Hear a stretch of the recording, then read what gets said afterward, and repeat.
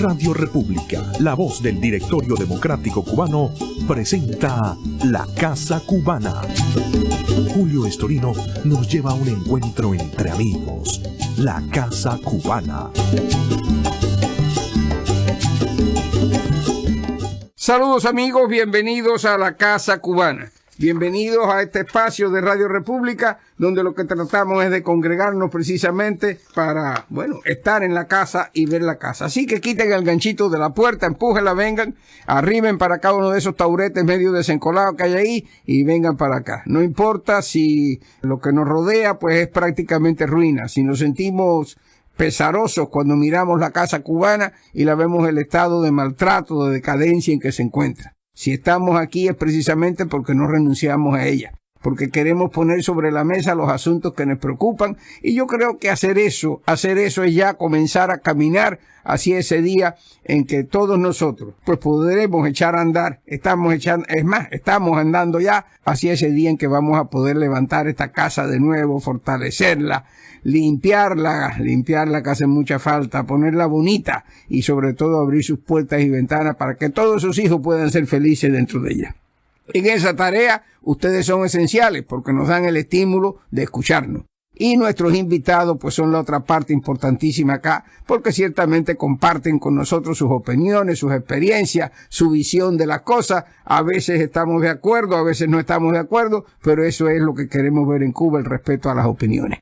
Hoy para hacer esto pues tenemos aquí a un cubano destacado en todas estas actividades, sobre todo en una labor que parece la más sencilla y es a veces la más difícil, que es pensar a Cuba. Pensarla desde una óptica de lo posible y de lo deseable, y dedicar pues precisamente los talentos que Dios nos haya podido dar, ponerlos al servicio de esa causa tremenda que es la liberación y la recuperación de Cuba.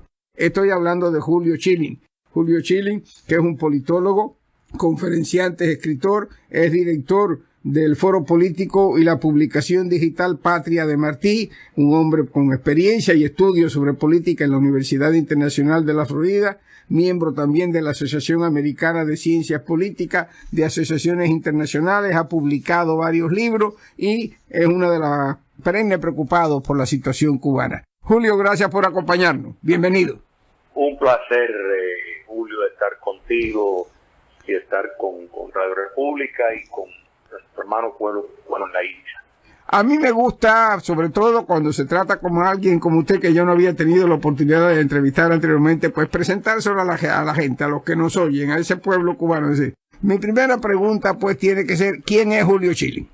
En efecto, un cubano que quisiera regresar a su país y vivir en libertad y en democracia en mi país, en vez de tener que vivir en exilio, como he vivido la mayor parte de mi vida.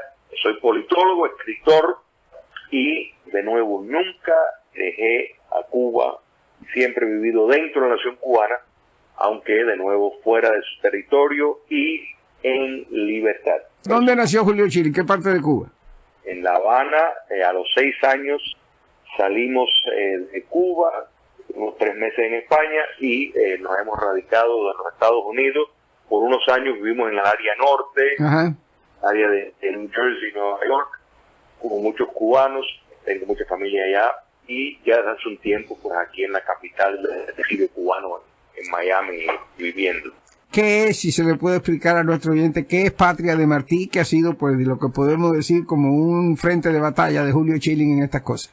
Patria de Martí es una publicación digital y un foro político que busca fomentar lo que es una cultura de libertad.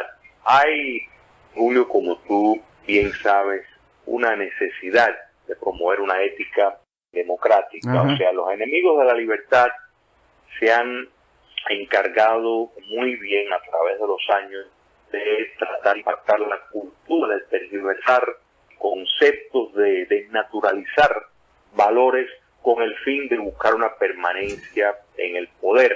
Han encontrado una alianza, lamentablemente, con la economía globalizada, donde el comercio internacional pues, muchas veces pone al lado principios básicos y cae en una complicidad abierta, en muchos casos con dictaduras atroces, y eso pues pone en peligro la democracia. Entonces, estas cosas hay que defenderlas, hay que promoverlas, y todo esto de nuevo no ha sucedido al azar.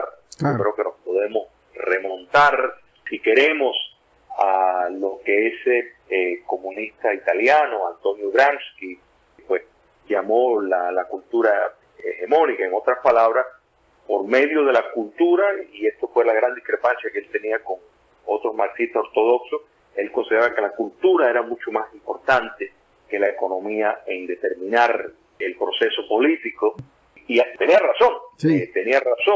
Y la cultura, la hegemonía cultural en efecto es distorsionar la realidad, presentarla en una versión falsa, pero para promover los intereses políticos de quienes quieren llegar al poder. Entonces, esa lucha es fundamental, y la dictadura castrista pues ha utilizado esos mecanismos muy bien desde que llegaron al poder, tratar de impactar las relaciones públicas, falsificar los hechos, los datos, para presentar una imagen que les sea favorable y les ayude a conseguir aliados en foros internacionales que les sirven para excusar crímenes de lesa humanidad, derechos humanos. Entonces, Patria de Martí pues tiene entre sus funciones campaña continua para precisamente enfatizar en esa ética democrática que sí tiene unos valores que hay que defender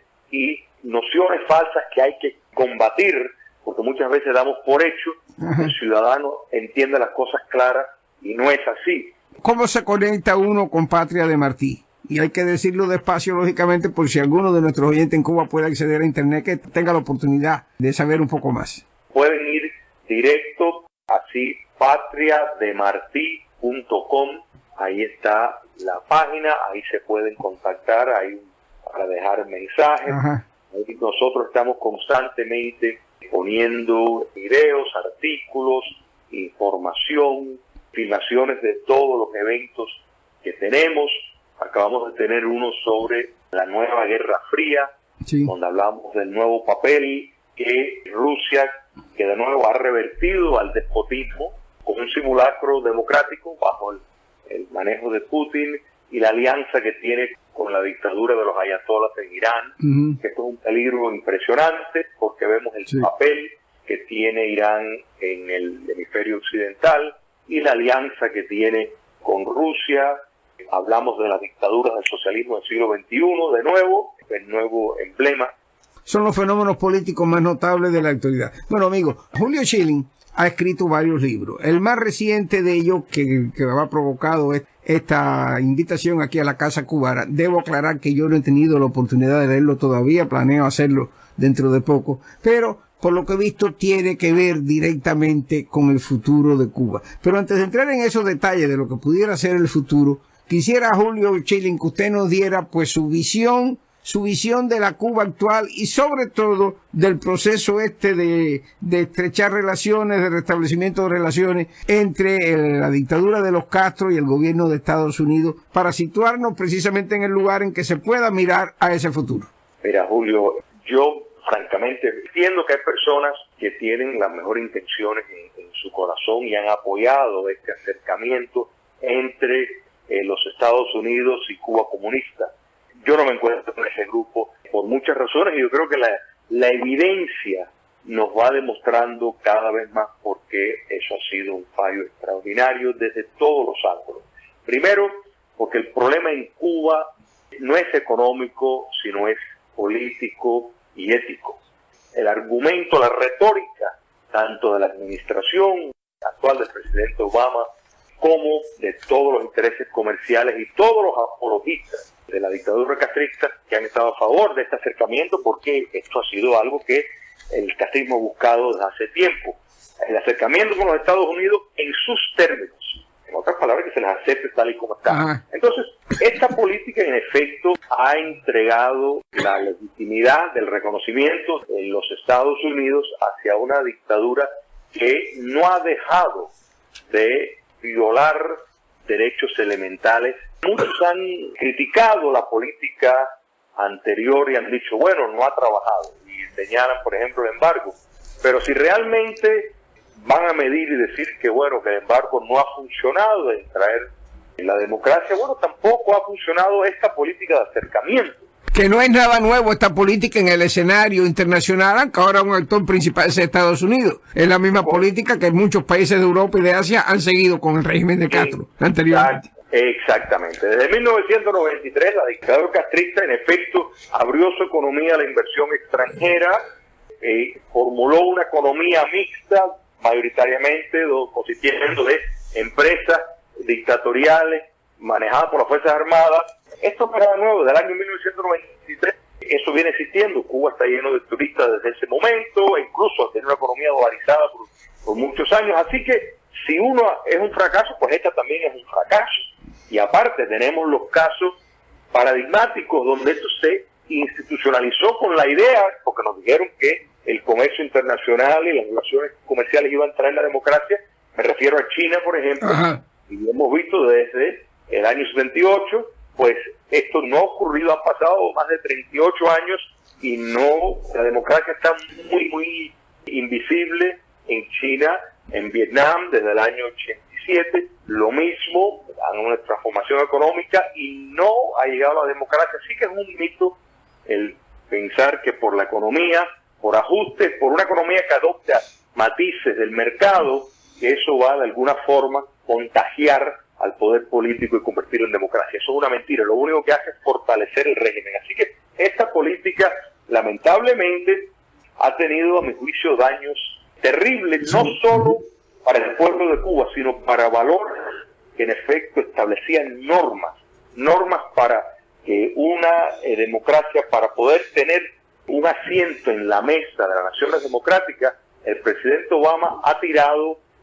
la Carta Interamericana Democrática y unos serios de principios y convenios que dan apoyo y establecen lo que es una democracia, les ha tirado por la ventana para afuera al abrir las puertas de par en par a la dictadura castrista sin exigir absolutamente nada a cambio. Entonces eso es muy lamentable porque promueve un relativismo moral y político que estimula el despotismo, que les dice a los dictadores que pueden seguir siendo dictadores, que pueden seguir reprimiendo, golpeando, arrastrando personas por la calle, que no va a pasar absolutamente nada. Hemos retrocedido, Julio. Eso es lo que la realidad está indicando, Julio Schilling. Y basado en esto precisamente que usted nos ha dicho, en este panorama que nos pinta de la realidad cubana y del entramado político que se ha venido tejiendo con este restablecimiento de relaciones y demás, ¿cómo se mira desde ahí el futuro? Háblenos un poco del libro que usted acaba de sacar, que tiene que ver pues con lo que sería el futuro democrático de Cuba.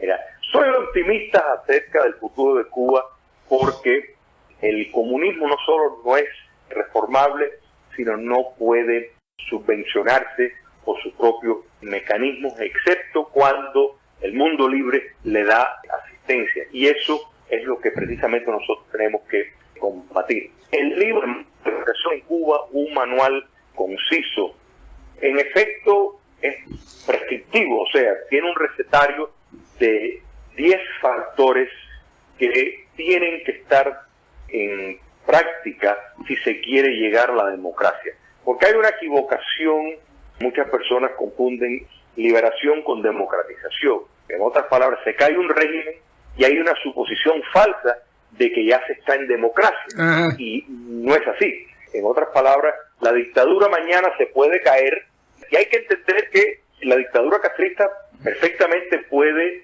fingir, en otras palabras, anunciar una transición hacia un simulacro democrático con el fin de negociar su paz en sus términos y permanecer siendo despótica, pero ante el mundo pues ya se ha convertido en una democracia entre comillas. Entonces, cuando se parte desde una dictadura, particularmente si es una dictadura de dominación total, o sea, totalitaria, es indispensable que se tomen determinadas medidas, porque cuando miramos cuáles son los dos principales problemas que enfrenta ese proceso de democratización, el primero es cómo va a confrontar el pasado.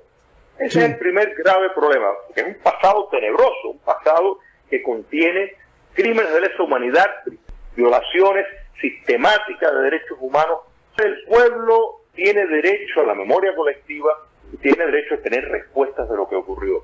O sea, Julio, que en su visión de este futuro de democracia para Cuba, usted no participa de la tesis que algunos han expuesto, que es necesario lo que comúnmente se ha llamado borrón y cuenta nueva.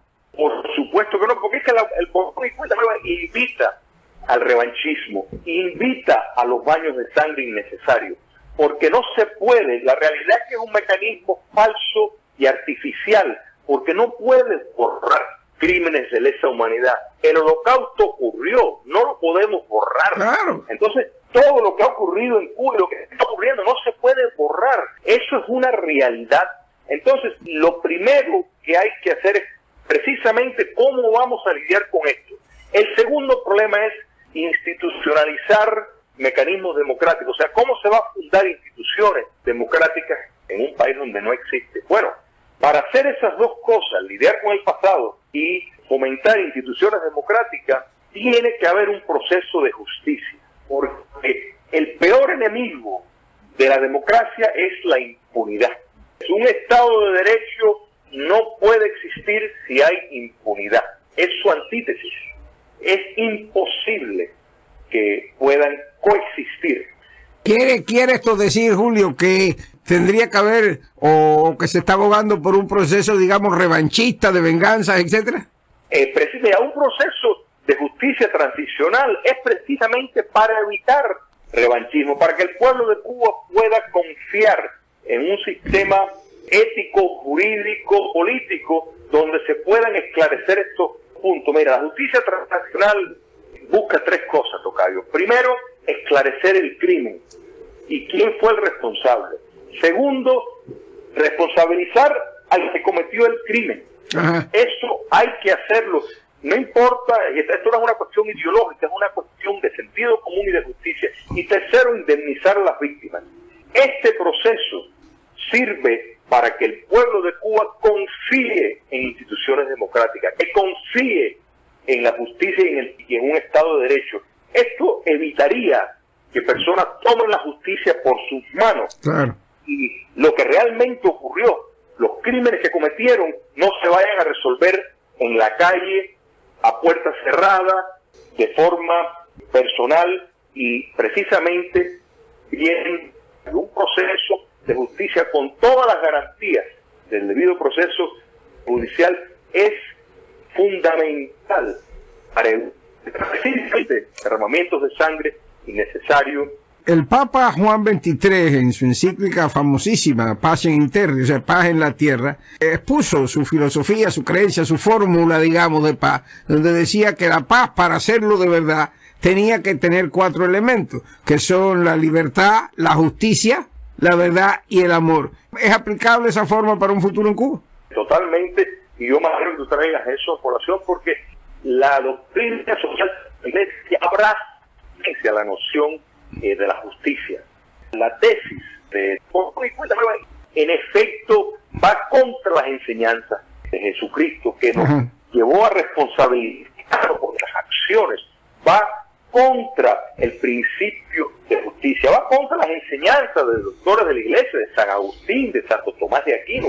Así que es fundamental, no puede haber una reconciliación si no hay justicia, porque una paz sobre la tumba de la impunidad va en contra de las enseñanzas. No, sería una falsa paz de todas maneras. Correcto. Julio Chili, cada vez que, y este no es el primer caso de luego, pero cada vez que alguien, y más o menos alguien reconocido por su autoridad moral o por su conocimiento, su experiencia, etcétera, como es el caso suyo, pues lanza estas miradas a lo que pudiera ser el futuro de Cuba, la democracia en Cuba, el postcastrismo, si lo podemos llamar de esta manera, qué sé yo. Pues siempre hay algunos espíritus sumamente prácticos, quizá, que dicen, bueno, pero es que cómo vamos a estar hablando de esto sin hablar antes de cómo llegamos ahí, de liberación, etcétera, etcétera. ¿Es válido esta mirada al futuro sin antes pensar en el proceso de liberación que permitiría ese futuro?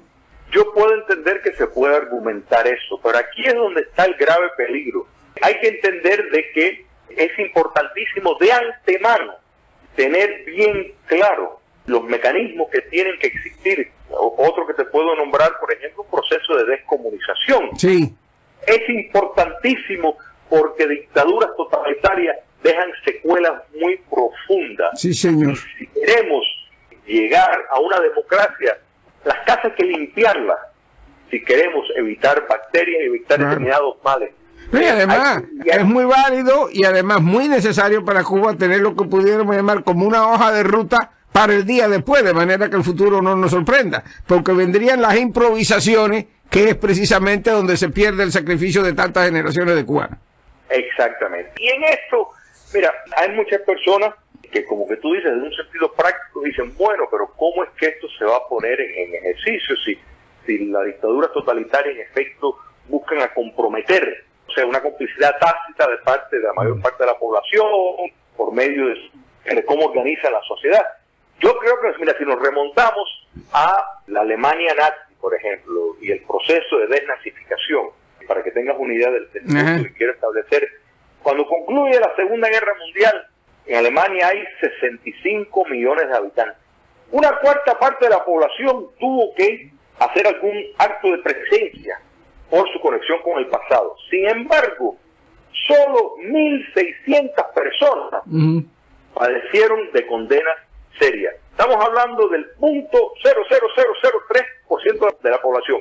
Si llevamos a eso al contexto de Cuba, estamos hablando de menos de 350 personas.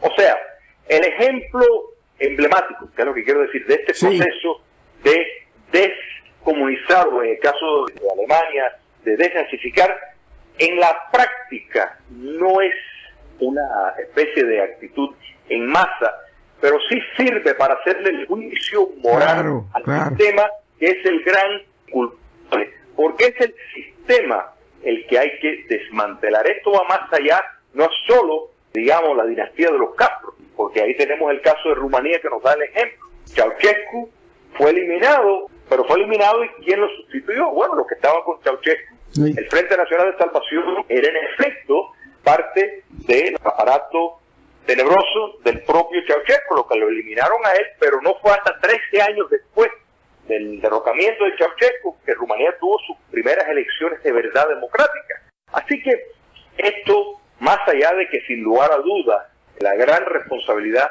que tiene la familia de los Castro, es el sistema el que hay que enjuiciar moralmente y tomar todos los mecanismos para destruir sus valores, su simbología, sus costumbres, porque todo eso está conectado directamente con más de 57 años de dictadura totalitaria. Entonces no se puede hacer una apología en el nombre de una falsa paz, pero solamente nos va a durar ni siquiera una generación antes, estaría en el poder nuevamente. Entonces estos son procesos importantes para precisamente asegurar que la democracia llega. Y cuando miramos el ex bloque socialista, bueno, es alguna acción de este tipo. Julio Schilling, el tiempo se nos está acabando lamentablemente porque el tema es bien interesante. ¿Qué le diría usted a los cubanos que nos escuchan, sobre todo allá en la isla, que pudiéramos hacer para que llegue ese futuro? Cuba va a ser libre y en estos momentos la dictadura está tratando de pactar su final en sus mejores términos.